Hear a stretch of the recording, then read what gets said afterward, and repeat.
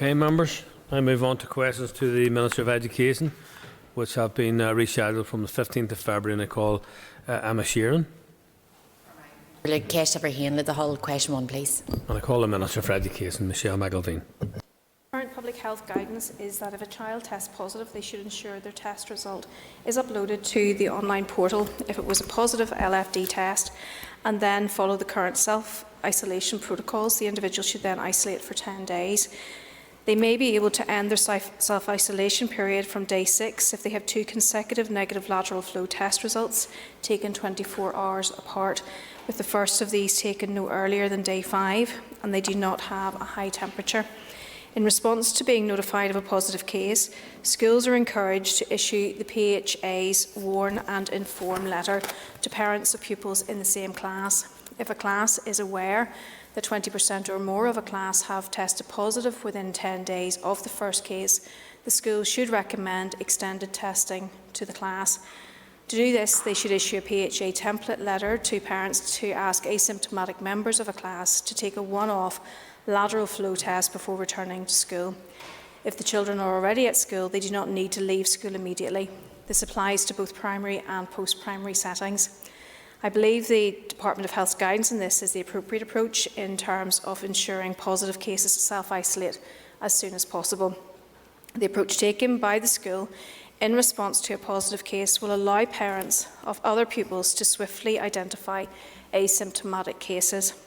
I believe this balances the identification of positive cases with avoiding the widespread disruption where whole classes were asked to self-isolate, in many cases unnecessarily. Should there be any changes to the Department of Health's approach to this issue, we will continue to ensure that schools are supported in this regard. Supplementary, Emma Sheeran. Margaret Kinquilla, and I thank the Minister for her answer. Minister, in recent days and weeks I have been contacted by parents, teachers, members of boards of governors from across my constituency who have been left scrambling in the wake of a positive case within the school. Different level of anxiety, particularly where you have pupils or family members who are clinically vulnerable. Can you advise what communication you're having with key bodies to ensure the communication is better? Because the feedback that I'm getting all the time is that the PHA are difficult to receive a response from, and that's increasing the anxiety and tension. Great, thank you, and I thank the member for a question. I do recognise that this has been a very difficult period for school leaders, particularly while they're dealing with significant numbers of cases in their schools, both within staff and teaching staff and classroom assistants. There is regular contact with PHA and with my department, PHA and EA. Certainly the department meet with PHA every week, and there are fortnightly meetings with practitioners groups, regular meetings with unions and so on the same issues. Now, the Public Health Agency and the Education Authority did issue a joint letter to all schools on the 24th of January. This provided an update on operational support which was available to schools from the PHA and the EA when a positive case was identified, and this obviously reflected the changes which were taking place, particularly in response to the Omicron variant. So these changes really were in response to those high-level number of cases. The operational changes to the support offered by the PHA and EA have not had a significant impact, we hope, on the workload of school staff, but where there are multiple cases obviously within a class, schools are now being able to recommend that pupils in that class take an LFD test at home without having to agree an extended test directed, and that obviously from the PHA, which was taking a lot longer and was adding another layer of bureaucracy in that. As a consequence of the high volume of calls, the EA's COVID help to that helpline in January, EA introduced a triaging system to enable them to identify what were considered, I suppose, high priority or urgent calls within education settings, and each query then raised by that setting would be assessed and prioritised by EA on a case-by-case basis and be responded to then as quickly as possible. This would then through either an engagement, there'd be a relevant cross-organisational link officer or an email, very much dependent on the circumstances of the issue. So each school was probably being dealt with in a slightly different way depending on the cases, which may then have created anxiety. Harry Harvey. Minister, I understand the department issued guidance to schools in December in regard to remote learning. Could I ask the Minister how this is being monitored? What advice was issued in respect of examination classes, and if she could share with the House any information as to the extent remote learning has been used? Thank you.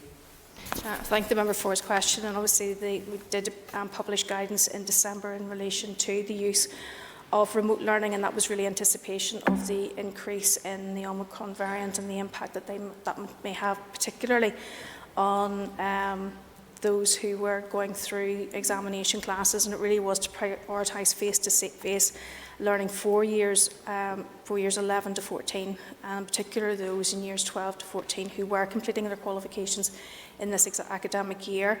My officials were monitoring the use of remote learning across all the school settings on a weekly basis, and that was via a short survey.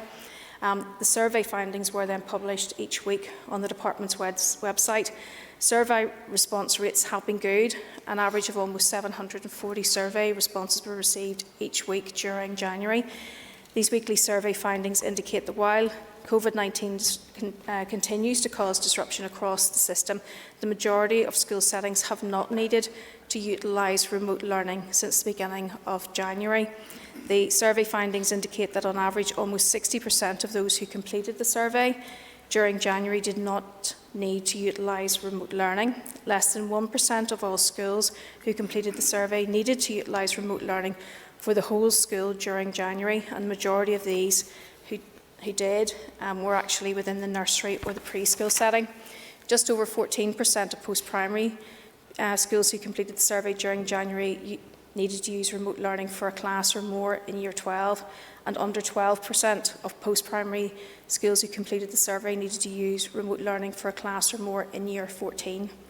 During January, provision of remote learning for individual pupils was the type of remote learning most frequently reported, and this was reported by an average of 77% of all respondents that utilised remote learning. Officials obviously will continue to closely monitor this during February.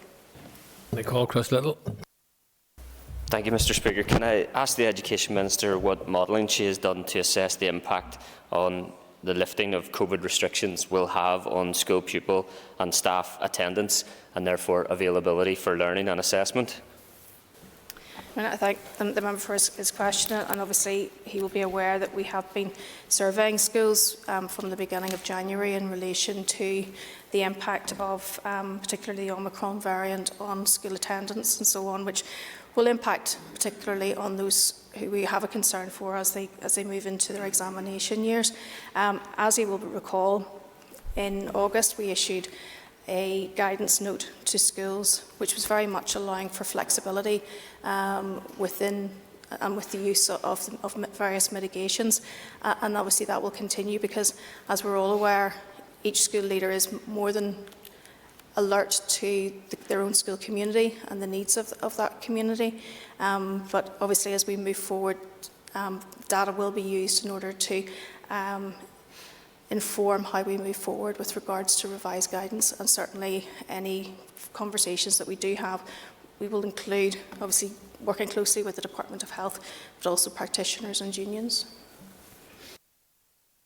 Nicola Kelly-Armstrong. Question 2, please. Work on the development of the Executive Childcare Strategy had to be paused at the beginning of the pandemic in order to focus all our efforts on providing emergency financial support to the childcare sector. This financial support was critical to ensure the survival of many childcare providers and to underpin economic recovery. Since April 2020, almost £40 million has been allocated to support the childcare sector. However, despite work on emergency support schemes continuing at the end of last year, my department began to re-engage with stakeholders on what a longer-term executive childcare strategy should address. A strategic insight programme took place between October and December 2021, which involved sessions with parents, providers and MLAs, and a 2-day intensive insight lab with key stakeholders. This has produced a lot of material which we're currently assessing. Further focused engagement with stakeholders on key themes is also likely to be required. In addition, subject to available resources, we plan to commission an independent review of childcare services in Northern Ireland. This will provide evidence on a range of issues, including the cost of childcare for families, supply and demand issues, and the challenges to deliver childcare. All of this will be essential to inform the direction of the strategy. We had hoped that by this stage the emergency schemes to support the sector through the pandemic would no longer be required, and that staff resources could be focused solely on the development of the childcare strategy. Unfortunately, this hasn't happened. With the emergence of the Omicron variant, there has been a requirement to turn our attention again to emergency COVID-19 support funding, and this will inevitably impact the pace of progress on the strategy. However, I do remain committed to doing everything possible to build the case and bring forward costed options. The work I've outlined will provide the evidence on which informed decisions can be made, and ultimately it will be for future executive to agree what commitments the strategy should contain and provide the funding to deliver them. Kelly Armstrong, supplementary. Thank you, Mr. Speaker, and thank you, Minister. Minister, I'm sure you're as disappointed as I am that you haven't been able to progress this any further forward, primarily because of the pandemic, of course. But I wanted just to check with you then, because the strategy is not yet ready, does that then mean that the childcare strategy budget cannot then be allocated or accounted for in the 3-year budget period? Thank the member for her question, and obviously we will be going through a series of processes in order to get to a draft strategy, and as I've outlined in my initial answer, obviously the team were redirected to other work during the last couple of years, and unfortunately we haven't got to the stage where we'd be in a position now, obviously, to present a draft strategy. I had hoped that we would look to having that completed by autumn this year.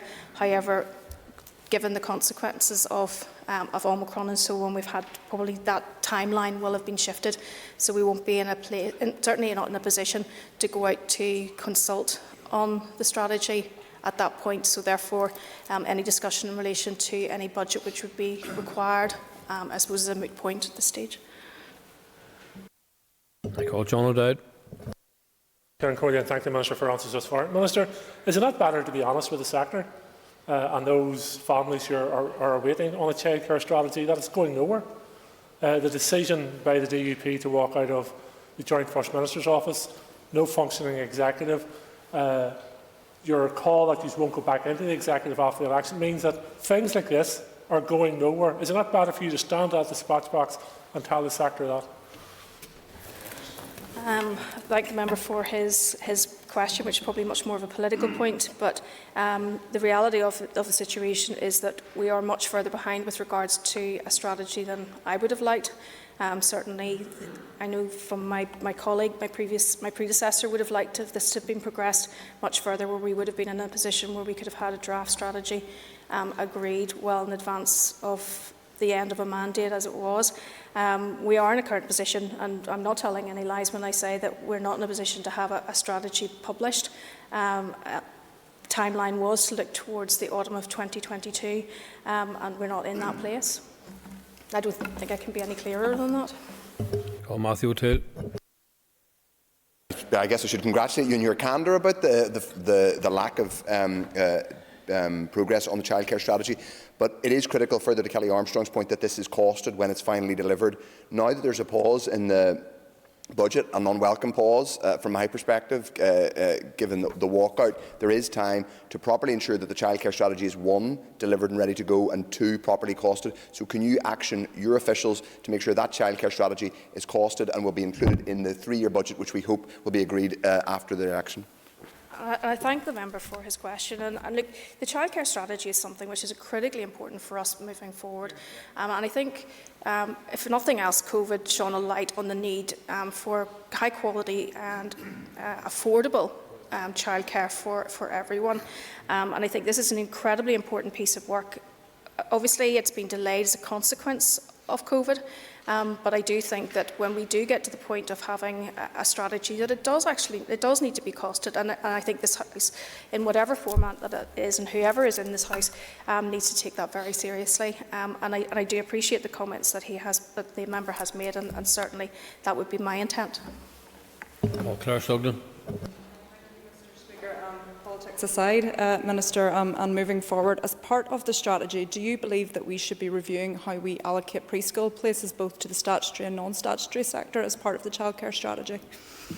And I thank the member for her question. And I mean, there's quite a conversation to be had in relation to childcare and the offering and how it is allocated, particularly around sort of volunteering community as well. And we do know that they have incredibly different challenges, particularly in relation to their staff, being allocation of their staff and the payment of their staff. So I think in the round, I think all of childcare needs to be looked at and not just one particular aspect of it. Well, Jonathan Buckley. I know the Minister understands fully the impact of affordability of childcare is causing, particularly to working families. I know families in particular that are making the decision not to work because of the issue of increased childcare costs, and in particular with the increase of cost of living. So could I ask the Minister to clarify if the childcare strategy will specifically address the issue of childcare affordability, particularly for working families? I thank the member for his question, and I am aware that affordability is frequently cited as a key issue for families when accessing childcare, and it really was a key theme which was coming out of the Strategic Insight Lab. My department is keen to ensure that families access all the financial support that they're entitled to with the costs of childcare. Work is currently ongoing with HMRC on the promotion of tax-free childcare for working parents. And this is a UK-wide scheme which provides 20% of childcare costs for parents. For parents currently in receipt of universal credit, up to 85% of childcare costs may be paid to parents to support those costs. The research report on a review of childcare services in Northern Ireland will obviously provide further insight into the cost of childcare for parents across Northern Ireland, and certainly my officials will continue to engage with stakeholders and providers to monitor the cost of childcare and also the cost of providing childcare as well, which I think we need to bear that in mind as well. So executive agreement obviously will be required if there is significant policy decisions and actions required within the childcare strategy, and that will obviously have to be part of an agreed overall budget, but certainly affordability needs to be key in all of this too. And the next two members are not in their places, and I now call Peter Weir. Question number 5.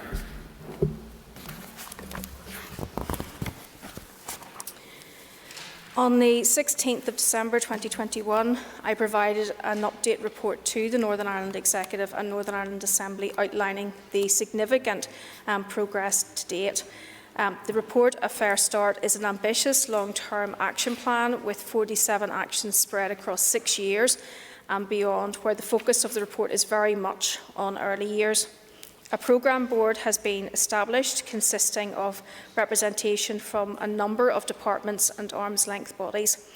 Senior responsible officers have been established for each of the 8 key areas identified within the report. A stakeholder reference group, which includes teaching union representation, schools, community groups and uniformed organisations, has also been established to support the programme board in its development of the programmes and projects. Actions underway include in redirecting the focus to early years, a review of Sure Start staffing, expansion of early years SEN, inclusion service and support for children with visual impairment. In respect of championing emotional health and well-being, my department is bringing forward the expansion of nurture groups 2 years earlier than planned, and health and social care trusts are delivering a range of interventions to support children looked after, children with English as an additional language and children with SEN. Under ensuring the relevance and appropriateness of curriculum and assessment, officials are providing £1 million of digital devices to children who need them. And in respect of maximising boys' potential, a new Horizon programme will, over a 2-year period, produce well-skilled, qualified and experienced youth work volunteers.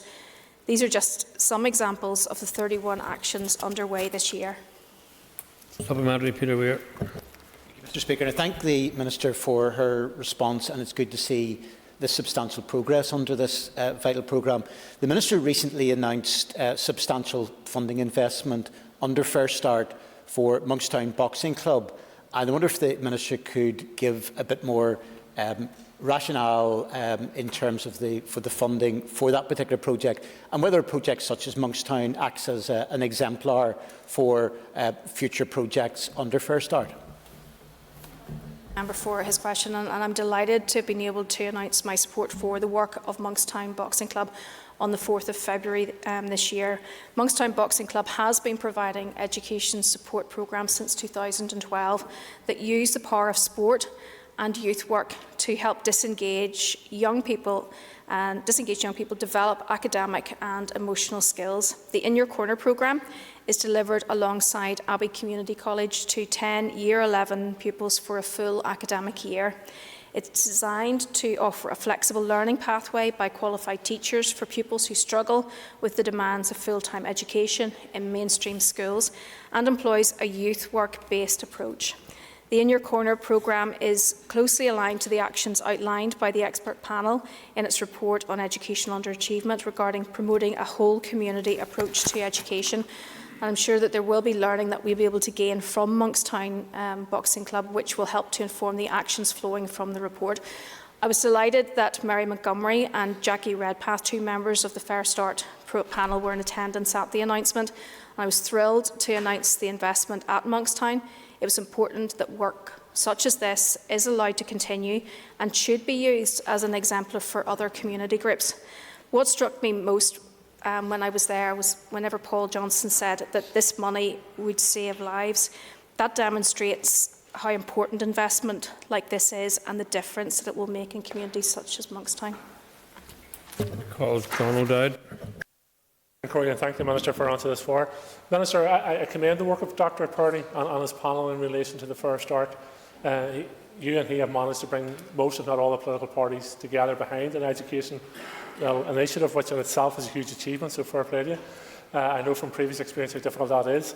But in terms of how do you measure the progress of the action plan, there has been some criticism recently from the Audit Office around how we measure such features, and also how will it fit in with the wider review of education? And I thank the member for his question, and obviously, I mean, they're very fair questions to ask. I suppose, given the criticisms in the PAC report of how money has been spent and how that it will be monitored, I do think that lessons will have been learned as a consequence of that. And as you will know from your own experience, having been in the member has had being in the position, obviously changes were made really from 2015 with regards to how those programmes were evaluated in order to ensure really good outcomes. I think there is very much a focused approach in relation to that. A considerable amount of research has gone into this and will go into each of the aspects of delivery, and we will be looking at best practice, and I suppose there'll be quite a number of these will be pilot projects as well. Obviously, early years is very much a focus and has been well researched.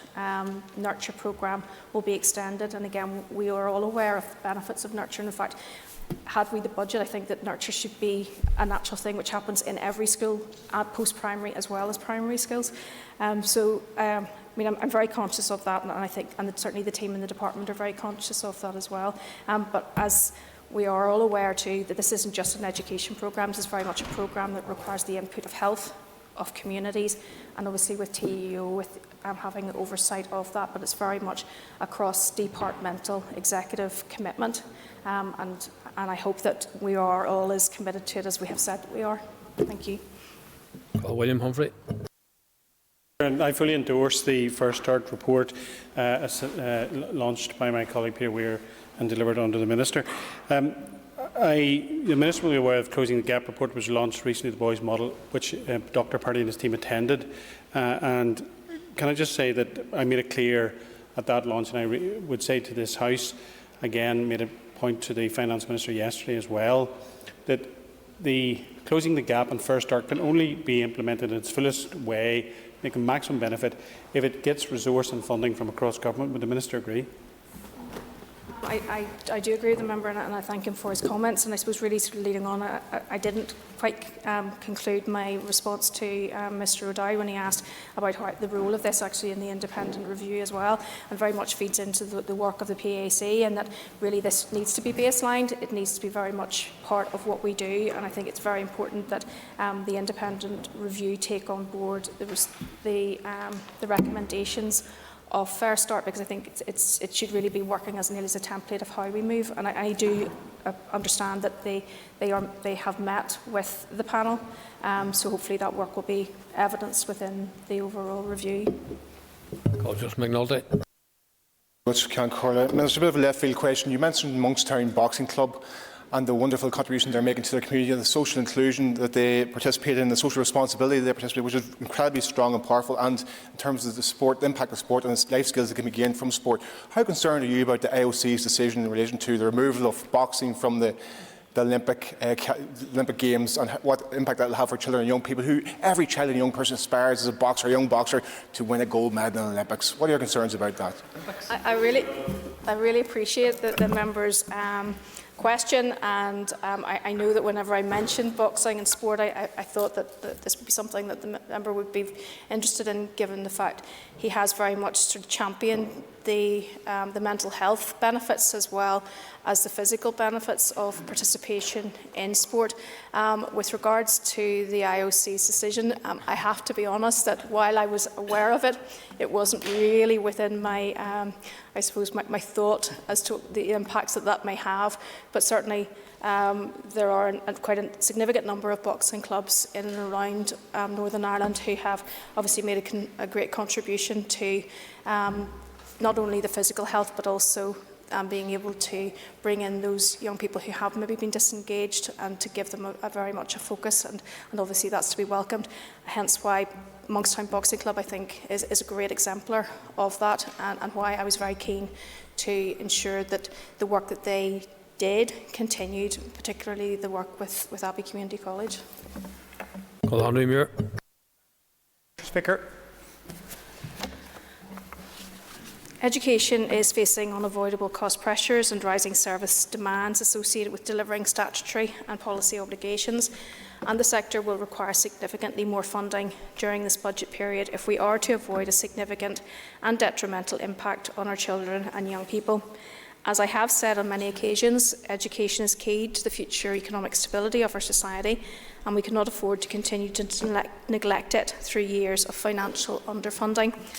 While the 2022-25 draft budget had proposed allocating an additional £162 million towards pressures that are deemed to be inescapable or pre-committed, currently estimated to be about £376 million.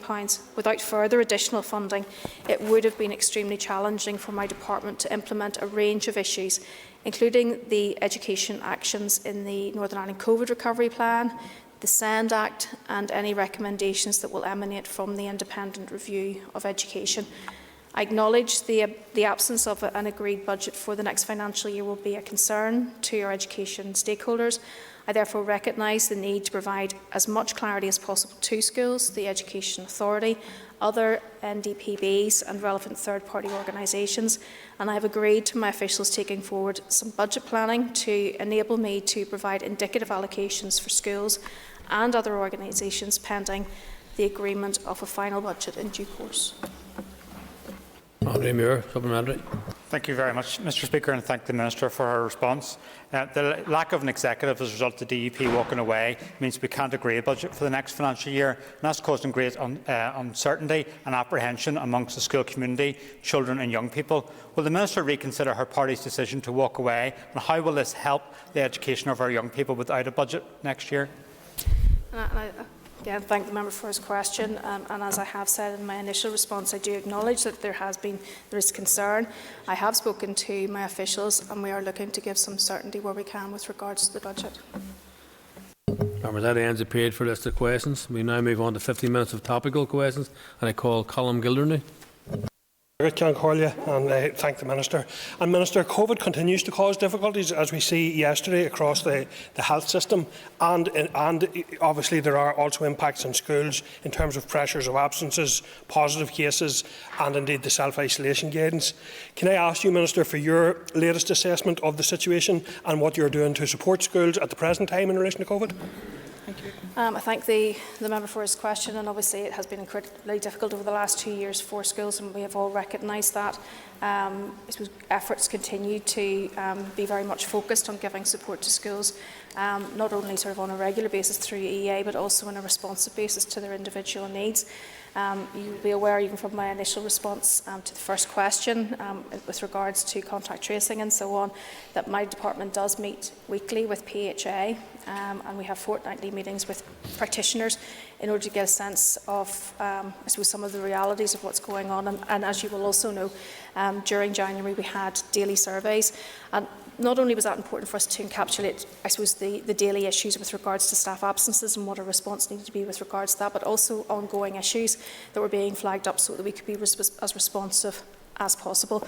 Now, that's not to say that everyone's perfect in all of that, but certainly it was very much my view that we needed to keep a very close eye on schools. We needed to be in contact with schools. Schools needed to understand that we could be as responsive as possible. One of the main issues was very much around the issue of not being able to get substitute teachers. We've made good progress with regards to that in our call on the 21st of December to retired teachers and also to those on career break. And I understand that there's somewhere in the region of 377 additional members of staff have now joined the NISTA register. And while that isn't insignificant, or isn't significant, I suppose in the whole scale of things it isn't insignificant either. Supplementary, Colm Gilroy. Good, Minister, and thank you for that answer. And I am also aware from letters sent out from my own children's school that they have had a very rocky few months. And actually I am also aware, and I'll declare an interest in this, aware that there are significant issues around school trips as well with other countries. So can I ask the Minister just to assure us that you will continue to engage with those frontline staff and their unions in the time ahead? I thank the member for his question, and I think really that should go without saying. I mean, it is a priority for us in order to ensure that schools can run as straightforwardly as possible, given obviously the circumstances that we find ourselves in. But we also have to be very cognizant of the fact that our young people have missed out on so much over the last couple of years, and while society has opened up, that we also need to reflect that within and make it much more normal for them at school, so that they can actually participate in trips and so on as well. But obviously in a safe manner. But I do give a commitment that my officials and where I can, as I often meet school leaders and pupils and so on too, certainly my door is open for that. The members met in this place now call Orlia Flynn.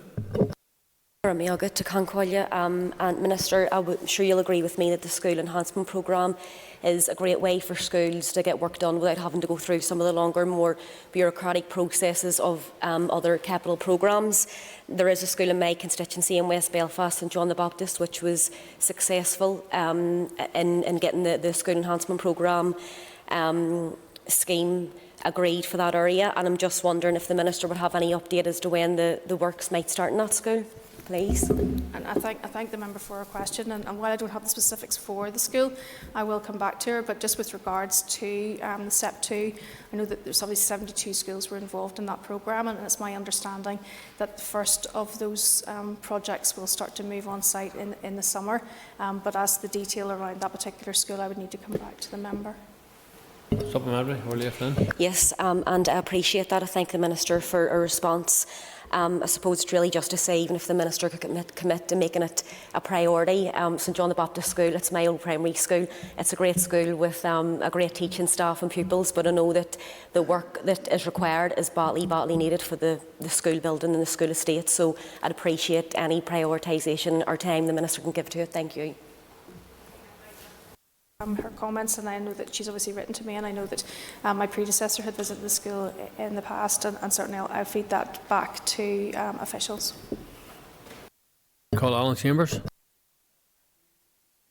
Minister, what is your assessment of the success of the natural integration of pupils, particularly in the control sector, which arguably is the best model of a single education system that has served us well over a considerable period of time? Thank the member for his question, and obviously I have been a champion for the controlled sector for many years, and all controlled schools are non-denominational. They accept applications from children from all faiths and none. unfortunately, they are often referred to as Protestant schools. That is absolutely not the case. With almost no exception, controlled schools have a high level of mixing, but it's clear that all controlled schools actually reflect the demography of their local community. They serve all communities. We have controlled non-selective schools, we've controlled grammar schools, we've controlled integrated schools, we've controlled Irish medium schools, and we've controlled schools in which over 75% of their pupils are Catholic. So controlled schools do have a high level of children with various abilities, including special educational needs. We've controlled schools have mixes in terms of children entitled to free school meals. And really, in the short, I suppose, really what we can say is that controlled schools welcome all children, regardless of faith, background, location, and they embrace all abilities. Supplementary, Alan Chambers. Thank the Minister for that. Does the Minister believe that the Private Members Bill on Integrated Education moves us towards a single education system, or actually further reinforces sectorisation within our education system? I thank the member for his question, and as he will be aware, the Executive had agreed an independent review of education with a focus on securing greater efficiency in delivery of costs, of raising standards, the access to the curriculum for all pupils, and the prospects of perhaps moving towards a single education system, and that, if that could be established. Now, if the Private Members Bill on education, an integrated education bill goes through, it absolutely serves to reinforce sectoral divides, which the area planning process has spent many, many years actively trying to break down, in placing duties which are onerous and significant on the Department of Education for one sector. It absolutely reinforces difference. The Department will have to prepare and maintain an integrated strategy and lay a report on integrated education in the Assembly. These requirements will include making provisions for resources for protecting the ethos of integrated schools, quantifying resources for integrated education, including resources for facilitating the establishment of new integrated schools, expansion of existing integrated schools, transformation to integrated status. And there is more, but my point really is that the Department does not do any of this for any other sector, and it will, over time, reinforce sectoralisation. Matthew O'Toole. Mr. Speaker, without treading on my own question, I think it's worth the Minister's reflecting on the very large number of people in Northern Ireland who actually support and want more integrated education. You wouldn't think it from listening to her. But my question is about the budget. Minister, have any of your officials come to you and told you about, in terms of not having a proper budget agreed for the start of the next financial year, are they clear that any projects will have to be paused as a result of that, and if so, which projects or which employment of which teachers or builds? The member for his question. At this point, obviously, up until this point, the discussions which I had with my officials were very much around the issues which were going to be faced by the budget which was being proposed and the consequences of underfunding as a result of that. I have had discussions with my officials with regards to some scenarios as to what allocations may look like, but at that, as really as far as that has gone with regards to budget planning. But I've asked my officials to look at the allocations as we're likely to get them and how that may be distributed in order to ensure that schools receive their budgets in adequate time. Supplementary, Matthew O'Toole. Thank you, Mr. Speaker. But you can be clear, surely, Minister, that in the absence of an agreed 3-year budget, it will be difficult for large-scale capital build to proceed as would have been possible under a 3-year budget. Until we have that, there are many things that simply cannot happen, including, I might add, parochially since I'm on the floor, rebuilds such as St Joseph's College in the Ravenhill Road, a school which has been long overdue investment. Well, and I thank the member for his question, and obviously budgets were always going to be very challenging, and as I have said, conversations will continue to be had with my officials with regards to the impact of whatever allocation the Department of Education receives.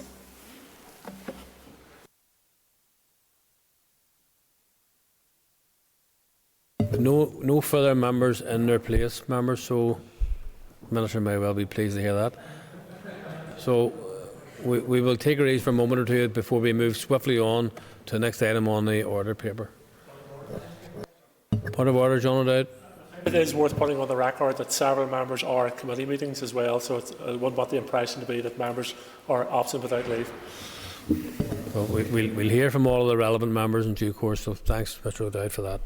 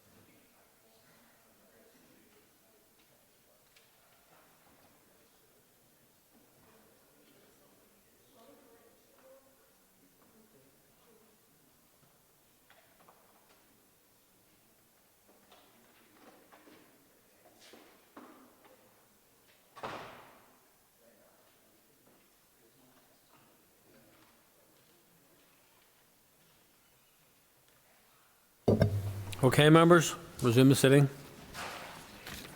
Thank you, members. Members, the next item on the order paper is the first of 3 legislative consent motions for the Health and Care Bill. I will ask the Clerk to read the motion. Clerk, please read the motion.